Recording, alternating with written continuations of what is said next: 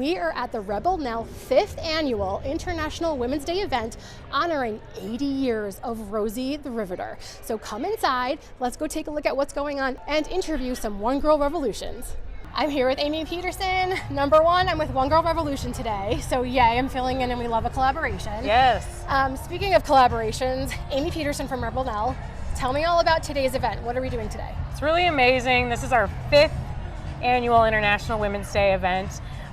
This year we're really focusing on celebrating the women who've come before us, and it's been 80 years since the end of World War II, so we wanted to honor Rosie the Riveter. We're also going to pay tribute to the next generation and interview some incredible entrepreneurs who are doing amazing things. Tell me about Rebel Nell. Where did this idea start? The idea started because I actually used to work in sports, and it was really difficult being a woman, so I wanted to start a business that was just dedicated to empowering women. Rebel Nell was born in 2013. That's exactly what we do. We exist to provide employment, equitable opportunity, and wraparound support for women with barriers. And we make unique, one-of-a-kind gifts and jewelry out of repurposed material to help sustain our mission. We just hired our 47th woman out of the shelter. We've impacted over 450 lives since we started. And yeah, we just keep on keeping on.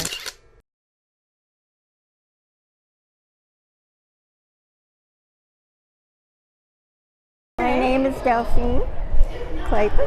Okay, and you are one of the Original Rosie the Riveter.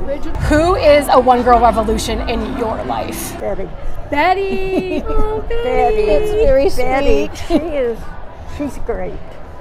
She's just a wonderful lady. She loves working with the Rosies, and we all love them. That is a very difficult question because I work with the Rosies, and they actually are my inspiration. They're what feed me and keep me going. What they did is what I am able to do now. My mom was truly amazing and did so much for our family, but also the namesake of our company is, we named it after Eleanor Roosevelt, and what she stood for and everything she stood for at the time, unfortunately, is still so relevant today. She was a women's rights advocate, civil rights advocate, true pioneer when it came to trailblazing for women and women's rights, and her dad called her Little Nell, so that's how we got the nickname Rebel Nell. There's so many. I have an endless laundry list that keeps growing every single day, especially being in a room like this. Like, every single woman that I meet is a testament of strength, survival, growth, mothering, nurturing, an example of strength, power, ingenuity. If I had to pick a person right now, and I feel like this name comes to my head a lot, but it's my mom. My mom is amazing. She's wonderful. She's also challenging and complex, and she is a perfect example in my world of what a survivor looks like. And I've gone through my trials and tribulations, but I saw how she survived through her traumas and got the blessing and the opportunity to also heal through mine. So getting to see her and understand that she risked everything to create a world where I could live happily, and then I chose trauma. But still, I now get to look at my life and the work that I do as an opportunity to compound the work that she did and make her proud and make the next group of women that are around me to also give them the opportunity to say, like, I can do it too.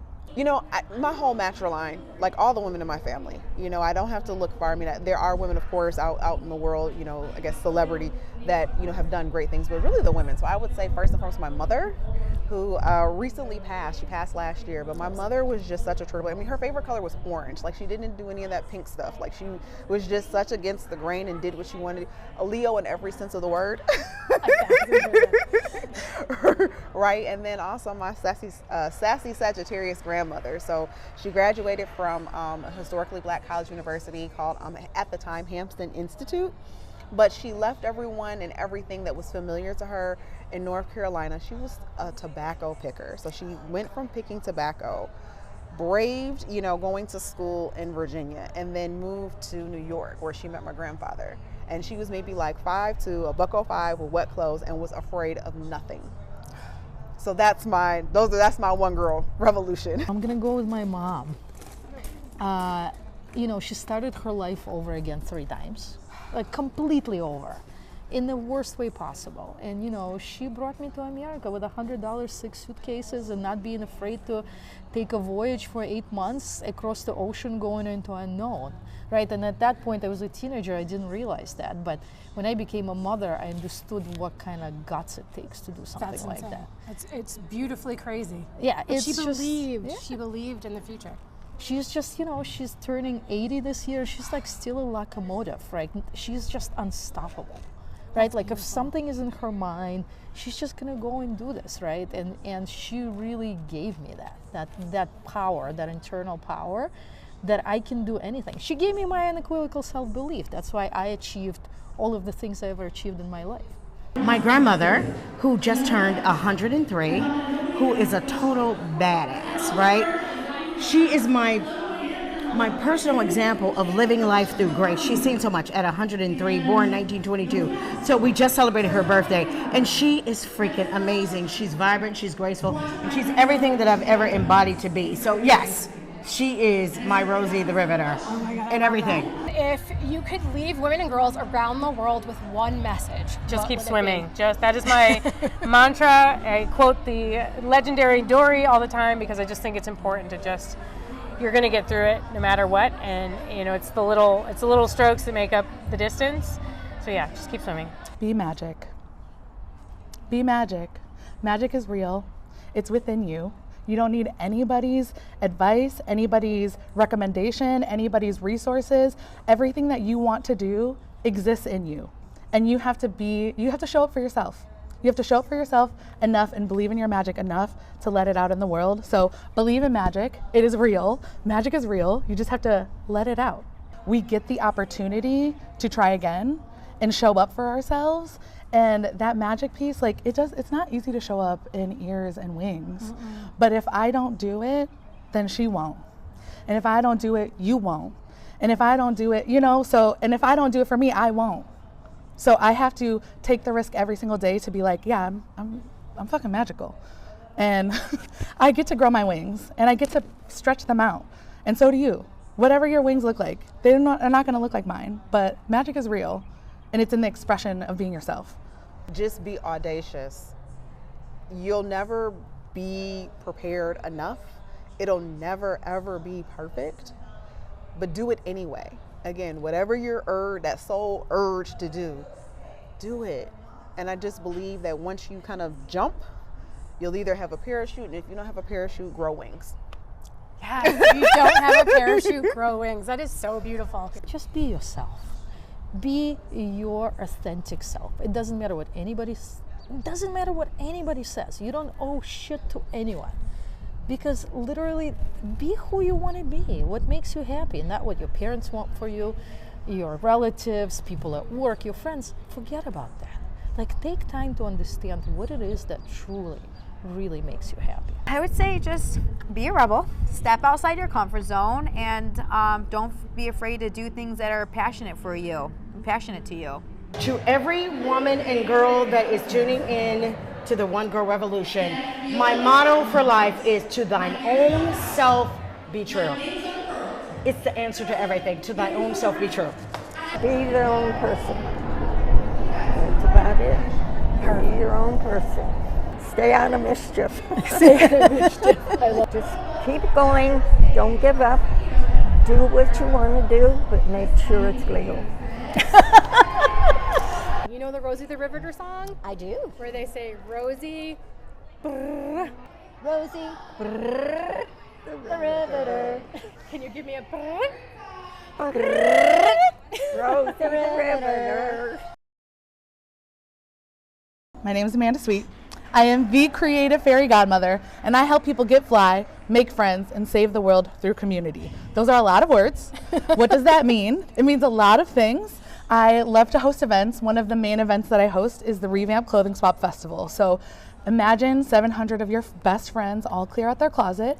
Our amazing volunteers set it up to be a retail pop-up experience, and you get to take as much clothes home as you want, and you get to attend sustainable workshops and holistic workshops for just $25. There's great music, things like that. So I love to curate experiences for people to get out of their comfort zone and dress the way that they know they want to.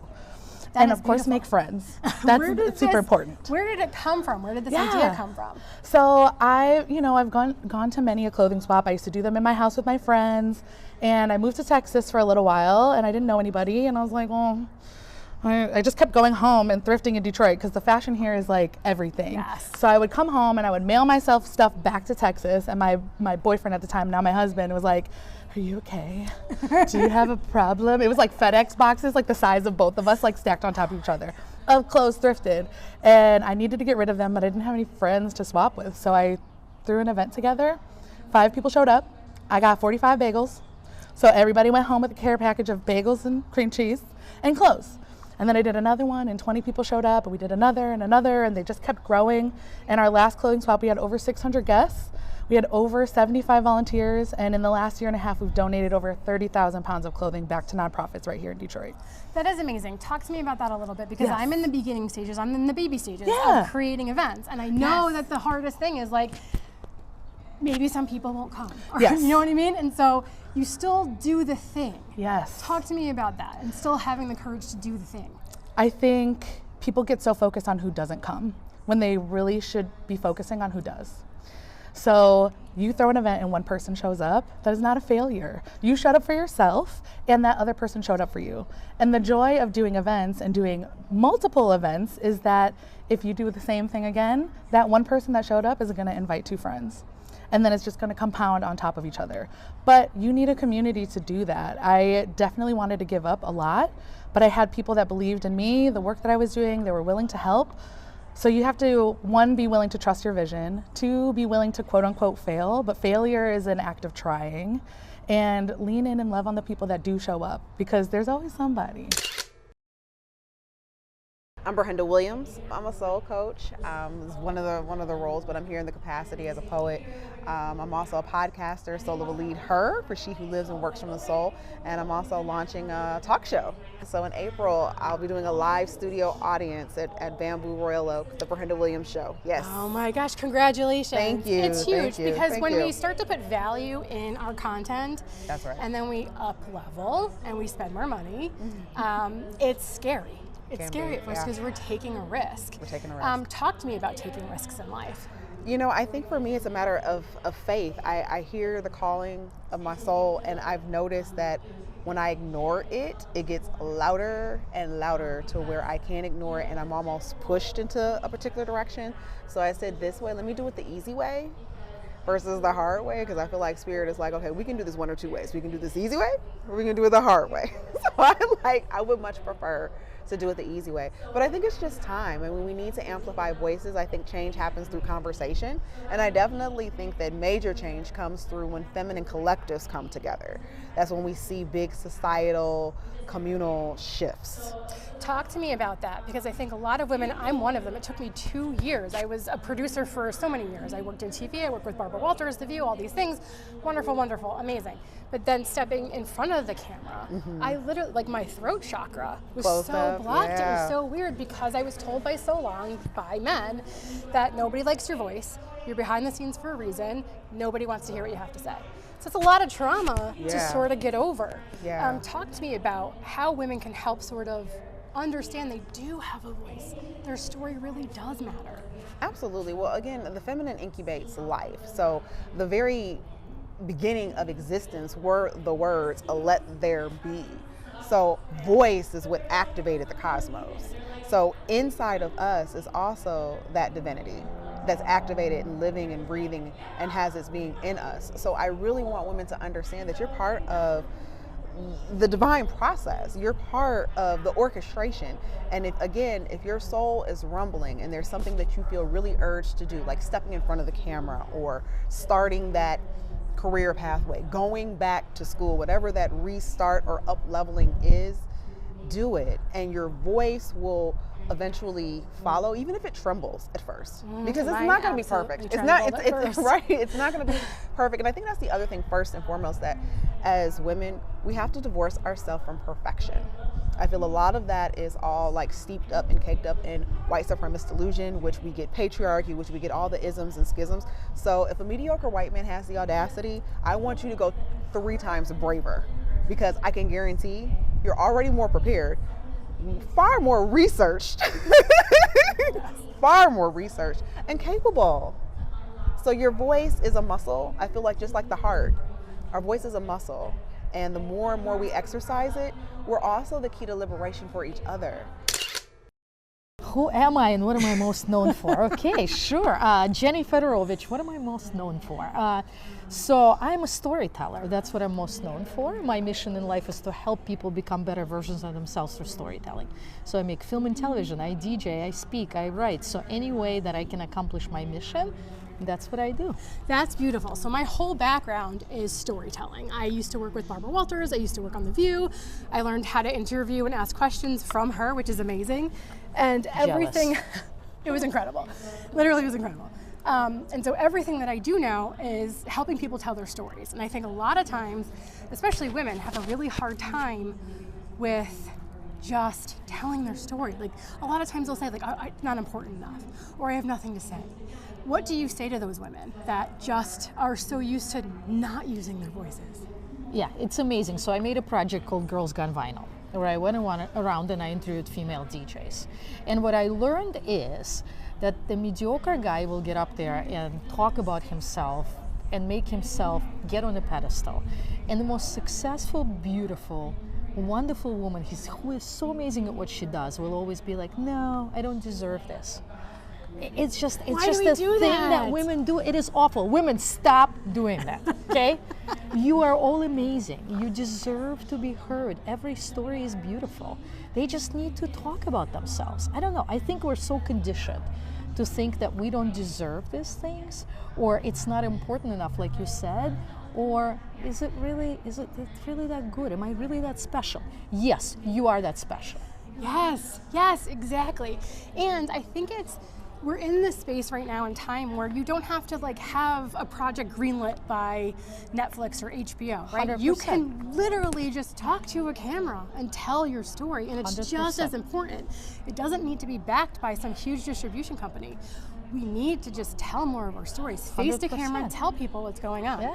Why do you think, especially women, have this fear of just being vulnerable and authentic? Because women, for the longest time, have been told where their place is. I mean, that's just what it is, right?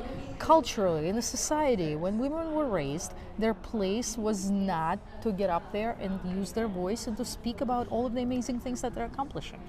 That they're just not worthy enough, right? Because they're meant to do other things. Because people were not driving the dance floors when I made that project, right? Like, what, woman? No, your place is on the dance floor to dance and entertain, not to actually drive what's happening, right? Like, women were not in a position of power, right? So, but now women are. And women are amazing, and every story matters. I guarantee you that no matter what your story is, there's going to be hundreds of women out there that will be inspired by whatever that story is. Exactly, and that's the thing. I always tell everybody that it's not about the millions of people that may hear it. It's about the one person that you're going to connect with whose life might change because of what you had to say, who can relate to something that you're doing or saying. That maybe you saved a life because of that story, and you don't know unless you open your mouth and speak. For the longest time, I had a hard time doing this myself. I was behind the camera for so long as a producer that getting out in front of the camera was hard for me at first. Yeah. It didn't help that a man told me that he hated the tone of my voice and I shouldn't be talking out loud.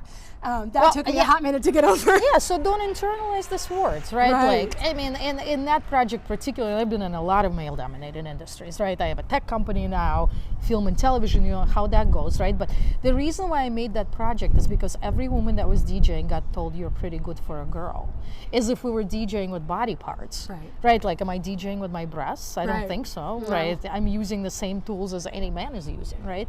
So, but that's, you are constantly told those things, right? And little by little by little, they take down the confidence. So, no. Just don't let it bother you. Don't internalize it. It doesn't matter what anybody says. I've been starting to just like do this, like just wipe it off and move on. Who cares?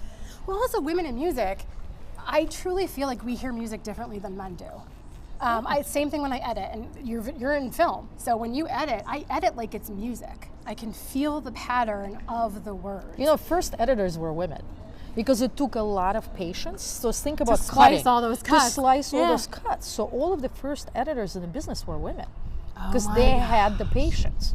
You know, and I always say, if you let women run the world from a political standpoint, there'd be a lot less wars and a lot less death.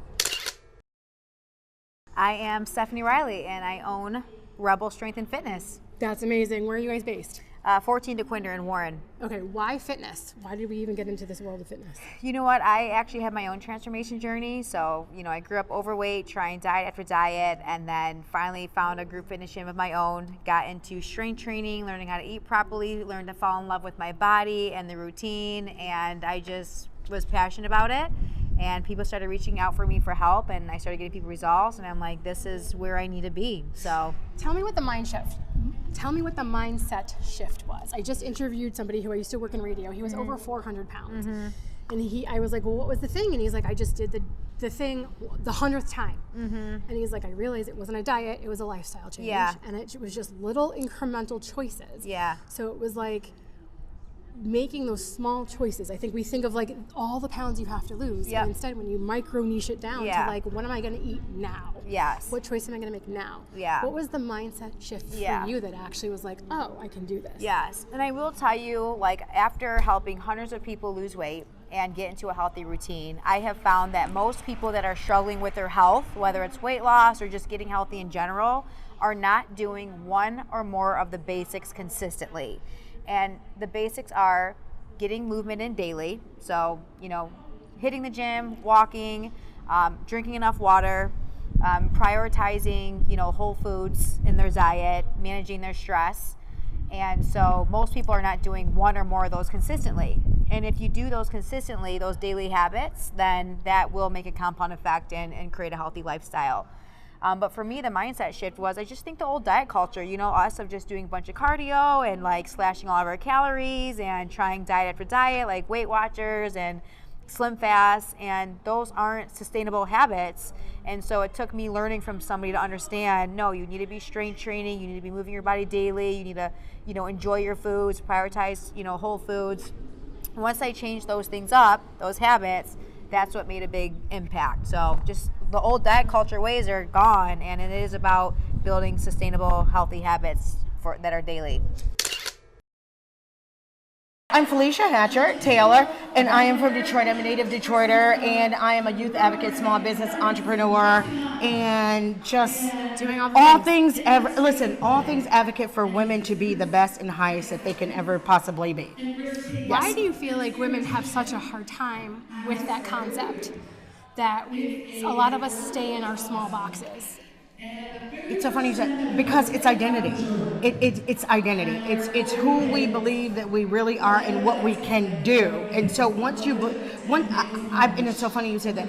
Once you tap into who you know you are, tap into power, tap into the bigger part of who you are, I think you can do anything. And I think that the part of that is the imposter syndrome of what society say that we can do. We somehow believe that. And so if we can somehow just strip those ideas and again always tap in, it's limitless. We're gonna come up this way. So, mad dash to the stage, everybody